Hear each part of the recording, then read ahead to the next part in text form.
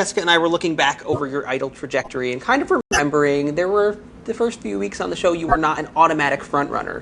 Didn't get a lot of camera time, in Hollywood Week. I think your only comment was, you're going to be in trouble when you set down the guitar. Oh, yeah. Which Simon said. And then you came out with Hello, and it sort of rebooted the whole season. Hello,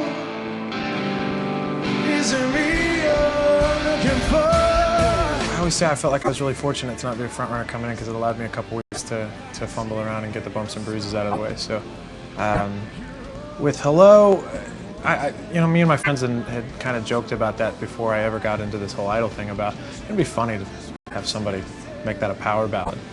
And once we got into the Idol vacuum, it just kind of represented itself. And so the arrangement was pretty easy. It was just kind of putting a little bit more oomph on the chorus and just kind of riding it out through the verse. Were you surprised when Simon said you could actually win this competition? Yeah, I think with the caliber of talent this season, it was hope for the best, expect the worst. I figured week 1 I'd be done, but I was hoping to make it to this point. So I kind of thought week 1 you'd be done too because you had like 2 seconds of airtime and it was all Brooke or David Archuleta or whatever. Oh yeah. It was and the people that came in that got all the praise, they deserved it for sure.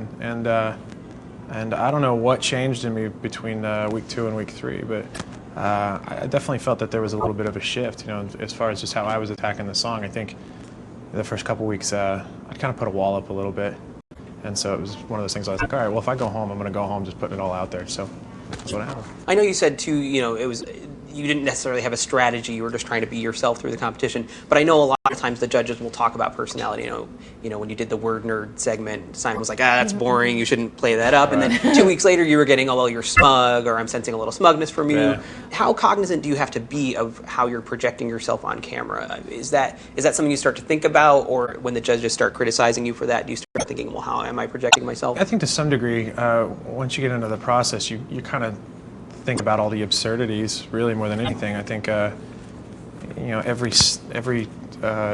movement that you make or tick that you have seems to get pasteurized and processed a million times over. Yeah. And so you think about it, but I think I don't really think the option's there to let it dictate what you do. So for me, it was just you take what Simon says or any of the judges say, and you try to find the constructive criticism in it. And so when Simon was calling me smug or arrogant or whichever variation of the word he decided to use on a given week, I think for me it was just I walked out on the stage with confidence every week. I knew what I was capable of doing, and I knew why I was there. I thought, and so I kind of took it as maybe just be mindful of that, but not. I'm resistant to say that I ever felt cocky. Yeah, that's a really smug answer. Isn't it? You don't want a rocker without a little bit of swagger. If you came out there like Meek Mouse, it's going to kind of go against the music that you're singing in. It's in a give and a take, so I realized to some degree that you're not always going to win Simon over, so I just took it all with a grain of salt for the most part. And of course your fans called themselves word nerds. Yeah, it's amazing how that seemed to have panned out, right? Yeah. Do you get a lot of crossword puzzles sent to you now? I will never run out of crossword puzzles. I've probably got between 25 and 30 crossword. Are you like a New York Times Sunday kind of person? Or? I'm more like a New York Times Wednesday, Thursday kind of guy. I think by Sunday I'm way out of my league. But. Yeah. Not such a nerd anymore. I never wanted to be that person that stepped on any other musician's toes. The Chris Cornell thing, I just found that to be absurd to the point of all I could do was really laugh about it. It's like, well, I did everything that I could do. Yeah. So if people are going to build their opinions based off false information, there's nothing else I can really do.